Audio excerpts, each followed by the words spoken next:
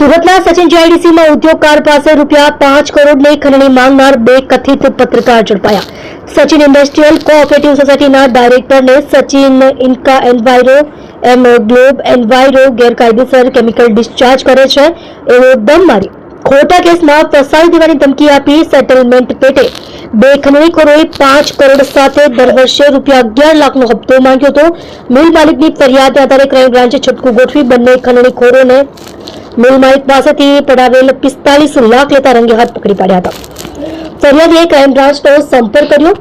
મળતી વિગતો પ્રમાણે વેસુમાં એસટી જૈન સ્કૂલ પાસે આકૃતિ બંગલોઝમાં રહેતા મહિન્દ્ર ધર્મેન્દ્રલાલ રામોલિયા ઉંમર વર્ષ 50 મૂળ Hanuman Khijadiya Vadiya Amreli Sachin GIDC road number 43C માં મધુસૂદન ફેબ્રિક્સના નામથી રેપિયર મશીનના ખાતા ચલાવે છે। 2 વર્ષથી તેઓ સચિન ઇન્ડસ્ટ્રીયલ કોઓપરેટિવ સોસાયટીમાં ડાયરેક્ટર છે।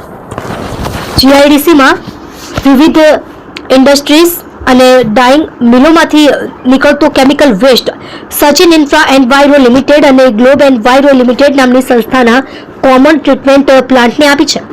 આ બંને સંસ્થા વેસ્ટ કેમિકલનો નિકાલ જીપીસીબીના ધારાધોરણ હેઠળ કરે છે।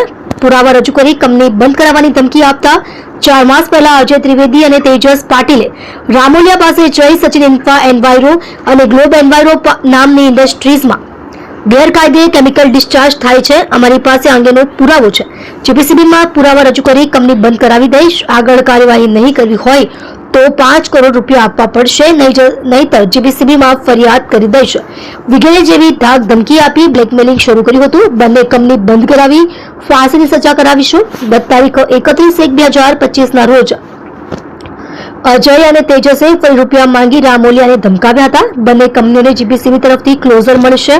આરોપીઓ ફરિયાદીને ખોટા કેસમાં ફસાવી દેવાની આપતા હતા ધમકી।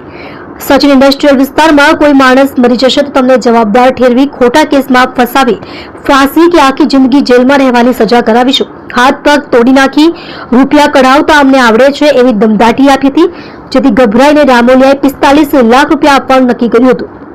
અજય અને તેજસે દર વર્ષે 11 લાખનો હપ્તો આપવાની પણ માંગણી કરી હતી।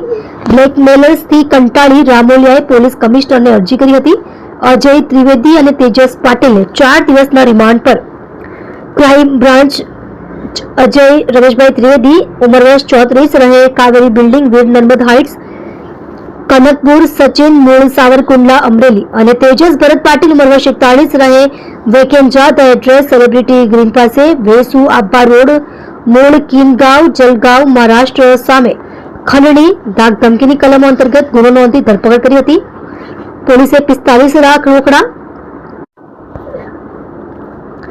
રેનોલ્ટ વેગેનાર કાર, 2 મોબાઈલ ફોન વગેરે મળી કુલ 51 લાખનો મુદ્દામાલ જપ્ત કર્યો હતો। તેજસના પિતા ભરતભાઈ ઉધનાની સિટીઝન કોઓપરેટિવ બેંકના વાઇસ ચેરમેન રહી ચૂક્યા છે। બાદમાં આ બેંક અન્ય બેંકમાં મર્જ થઈ ગઈ હતી।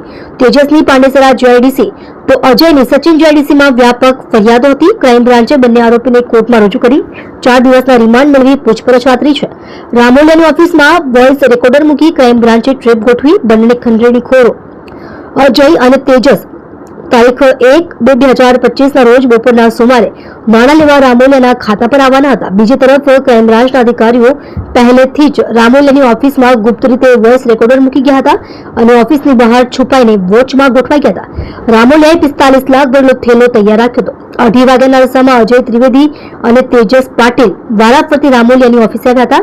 અહીં 45 લાખ ભરેલો થેલો લઈ બંને જણા ઓફિસમાંથી નીકળવાની ફિરાકમાં જ હતા કે ક્રાઇમ બ્રાન્ચના અધિકારીઓ ત્રાટક્યા હતા અને બંનેને રંગે હાથ 45 લાખ સાથે દબોચી લીધા હતા।